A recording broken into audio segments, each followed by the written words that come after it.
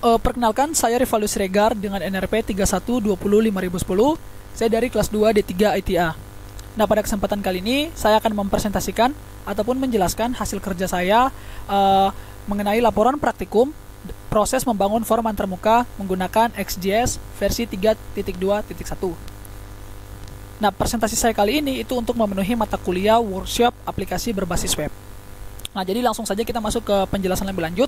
Yang perlu kita pahami di sini, teman-teman, apa itu XJS? Nah, jadi XJS itu dia merupakan sebuah framework ya, sebuah framework website berbasis JavaScript, di mana XJS ini dia membantu sekali teman-teman dalam proses membangun data intensif, cross platform aplikasi web untuk desktop, untuk smartphone, dan juga untuk tablet ya teman-teman. Jadi kira-kira untuk XJS pengertiannya seperti itu definisinya. Nah, kemudian kita masuk ke text editor ya teman-teman. Di sini untuk text editornya saya menggunakan Sublime Text 3 versi 3 ya. Sublime Text versi 3. Nah, lalu teman-teman sebelumnya itu saya membuat satu folder ya, folder project saya. Di mana folder ini teman-teman dia berfungsi untuk nantinya menampung atau membungkus semua file atau folder yang saya butuhkan. Jadi folder-folder dan file-file lain itu dia dimuat dalam satu folder ini teman-teman. Satu folder project yang saya buat yaitu tugas web. Nah, kalau kita buka itu ada folder XJS dan juga image. Nah, teman-teman, jadi folder XJS itu yang sudah saya katakan sebelumnya canggih sekali teman-teman XJS ini. Kenapa? Karena dia sudah menyediakan berbagai macam icon, kemudian CSS, kemudian lebih lengkapnya lagi teman-teman itu XJS ini itu dokumentasinya sangat lengkap sekali. Bisa dibilang XJS ini sangat canggih fitur-fiturnya. Kemudian ada untuk XJS ini sebelumnya itu saya download dulu ya teman-teman. Download itu filenya masih dalam bentuk RAR. Kemudian setelah saya download, saya ekstrak. Nah, hasil ekstraknya saya masukkan ke dalam folder project saya teman-teman, supaya nanti kita bisa hubungkan ya teman-teman. Saya panggil, saya masukkan ke dalam folder project saya tugas web ini teman-teman. Nah, kemudian di sini ada folder image juga. Jadi folder image ini dia untuk menampung foto ya teman-teman. Foto yang saya gunakan di sini cuma satu sebagai background ya teman-teman. Nanti kita lihat. Lalu di sini ada dua file ya, bisa dibilang dua file utama teman-teman. Ada index.html dan juga style CSS. Nah, style CSS ini nantinya berfungsi sebagai memodifikasi sedikit ya teman-teman. Di sini saya memodifikasi sedikit supaya tampilan web yang saya buat itu lebih menarik dan juga lebih efisien. Oke, jadi sekarang kita coba run dulu ya teman-teman, bagaimana tampilan form menggunakan framework XJS ini. Nah, di sini saya open in browser. Nah, hasilnya akan seperti ini teman-teman.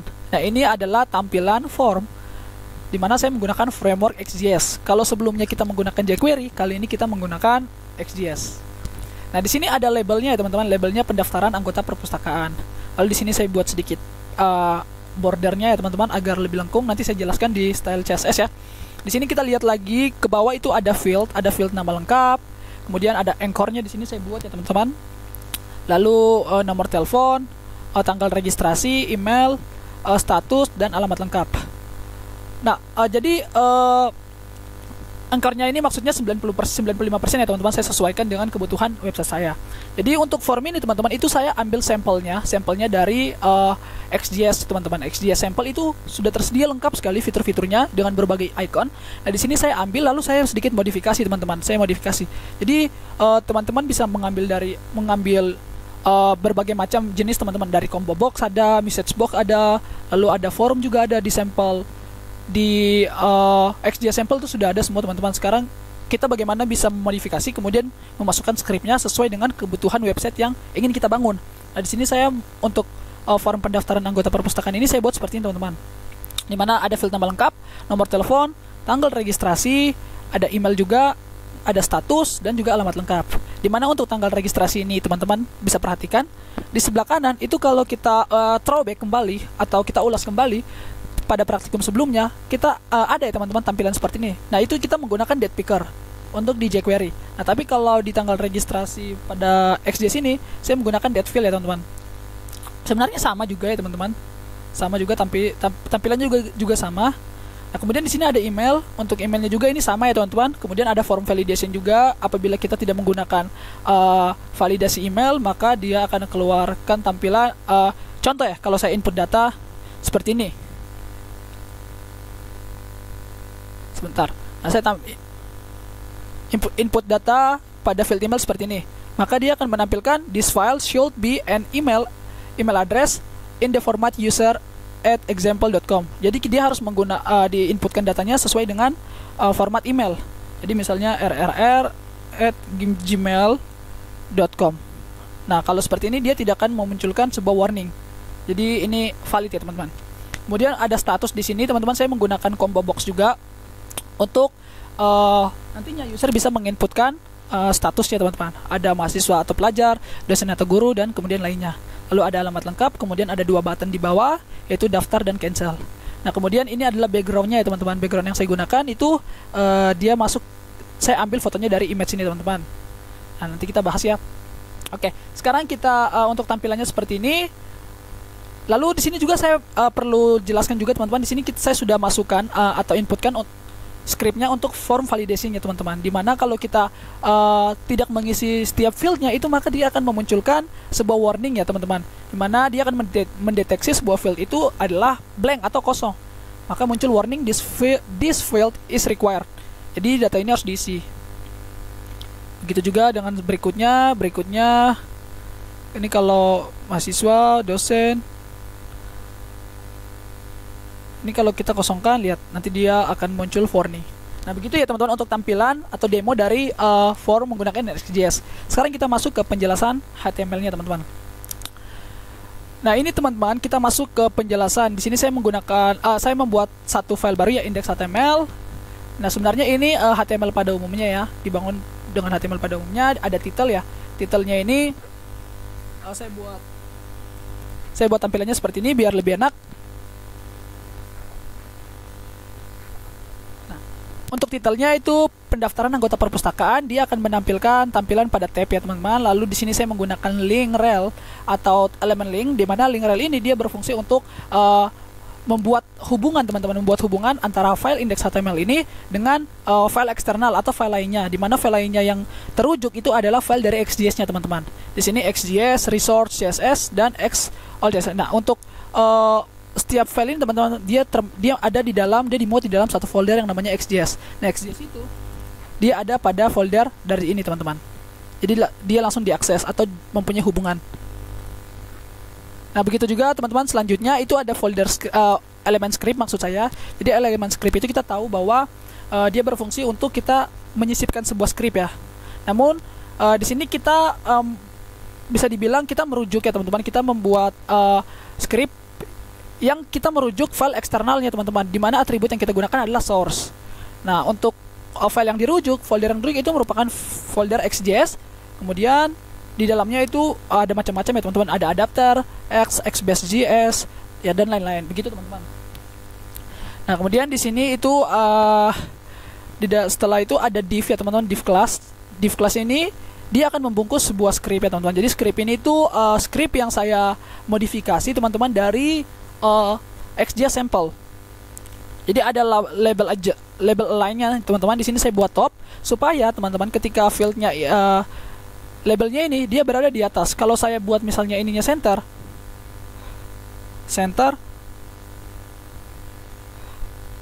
maka dia akan berada di sampingnya teman-teman.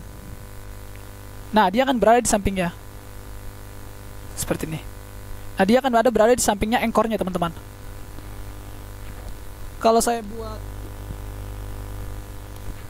buat top, maka dia akan kembali berada pada bagian atas. Nah, menurut saya ini sudah tampilan yang cukup efektif dan efisien ya teman-teman untuk dilihat sebagai tampilan form. Nah, kemudian titelnya di sini pendaftaran anggota perpustakaan. Lalu body style-nya di sini saya buat padding-nya 5 ya teman-teman, 5 sudah cukup. Kemudian di sini width-nya teman-teman, saya menggunakan window inner div kali 0,4. Ini maksudnya apa teman-teman? Maksudnya ketika kita kalau kita menjalankan dalam browser, dia dalam kondisi seperti ini windownya. Nah, seperti ini kita kecilkan, lalu kita refresh.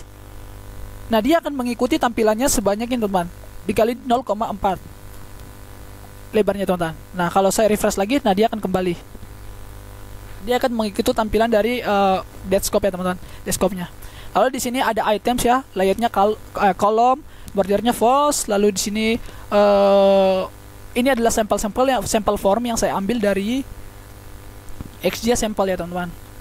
Kemudian di sini sama pada umumnya juga teman-teman bisa lihat untuk nama lengkap itu X type-nya text field, lalu field labelnya nama lengkap untuk di sini, lalu name-nya itu nama lengkap, anchor-nya 95% itu panjang dari anchor-nya ini teman-teman, supaya datanya untuk tempat atau sebagai sebagai data untuk diisikan ya teman-teman. Ini anchor-nya saya buat 95% itu sudah cukup. Lalu di sini saya buatnya ada allow blank false. Allow blank false ini dia agar mendeteksi apabila datanya kosong maka dia akan memunculkan warning seperti ini. Nah, kalau kita mau menggunakan seperti ini teman-teman, allow blank ini, nah kita harus inputkan atau kita harus menghubungkan juga menggunakan script teman-teman. Nah, scriptnya ini kita hubungkan dengan atribut source yang kita hubungkan ke dalam folder XJS. Folder XJS, bentar, mana? Yang mana ya? Form, validation, XJS, composite, combo.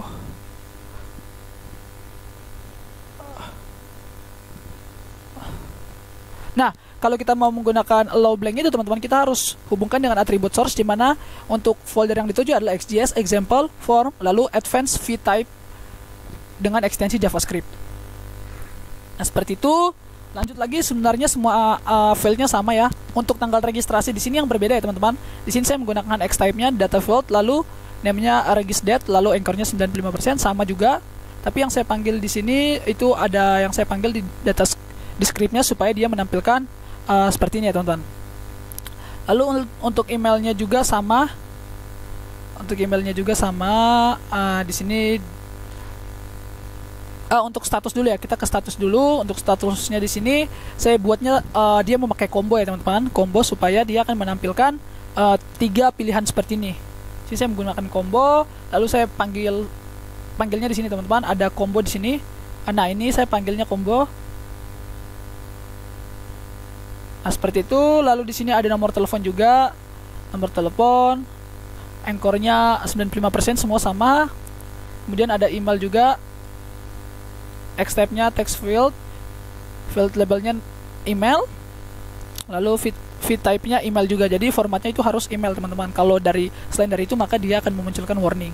Kemudian allow blank-nya itu false juga ya, supaya dia bisa dideteksi apakah field itu kosong atau tidak. Kalau kosong maka dia akan memunculkan warning juga. Kemudian alamat lengkap. Nah, kemudian seperti itu ya teman-teman. Sebenarnya sama semua ya, hampir sama, hanya saja yang berbeda adalah X type dan juga sesuai kebutuhan dari website. Nah, lalu di sini ada 2 button ya teman-teman, button daftar dan juga cancel. Daftar dan juga cancel. Lalu tab 2 dia merender file dari dokumen ini teman-teman di bodinya. Setelah itu kita menuju ke CSS. Nah, di CSS ini teman-teman, kita tahu bahwa CSS ini dia berfungsi untuk mendesain atau memodifikasi tampilan, membuat tampilan menjadi lebih efektif, lebih keren, tampilannya lebih efisien dan lebih menarik ya. Ya. Kemudian di sini bisa kita lihat untuk Xpanel header-nya, saya buat font size-nya itu 17, saya sedikit modifikasi tampilannya menjadi 17 pixel ya, agar agak lebih besar. Kemudian padding-nya saya buat 8 pixel, 5 pixel, 6 pixel, dan 7 pixel. Lalu border radiusnya saya buat 2 pixel. Nah, ini yang saya sudah katakan sebelumnya, border radiusnya itu 2 pixel supaya dia tidak kotak ya, dia terlalu monoton. Kalau saya buat border radiusnya 2 pixel, itu seperti ada lengkungannya di atas. Itu lebih terlihat lebih enak dilihat. Lalu di sini saya buat X button-nya itu saya menggunakan font family Mulli semi bold supaya tampilannya font pada button-nya ini agak tebal ya, teman-teman. Agak tebal. Lalu bodinya di sini saya buat background-nya menggunakan foto dari folder image yang tadi saya sudah buat. Kemudian no repeat, right center. Kemudian min height-nya itu 100, posisinya relatif, dan background size-nya cover supaya dia sesuai dengan tampilan ini ya teman-teman, layar. Lalu untuk Xpanel bodinya saya buat border radiusnya 2 pixel juga ya, di sini teman-teman bisa perhatikan. Itu saya buat 2 pixel juga, sesuaikan dengan bagian Xpanel header-nya. Lalu untuk Xpanel buttons-nya saya buat border radiusnya juga di sini teman-teman, itu 3 pixel, kemudian padding-nya 6 pixel. Nah, kemudian tampilannya akan menjadi seperti ini. Tara. Nah, ini adalah tampilan dari form pendaftaran anggota perpustakaan menggunakan framework XJS versi 3 versi 3.2.1. Nah, ini Nah, ini ada beberapa file ya, ada folder XJS, folder image, foto di dalam folder image, kemudian index.html, kemudian style CSS. Jadi ini semua adalah file-file yang saya butuhkan dalam membangun sebuah form menggunakan framework XJS. Nah, mungkin sekian saja presentasi dari saya. Apabila ada penjelasan saya yang kurang lengkap mengenai beberapa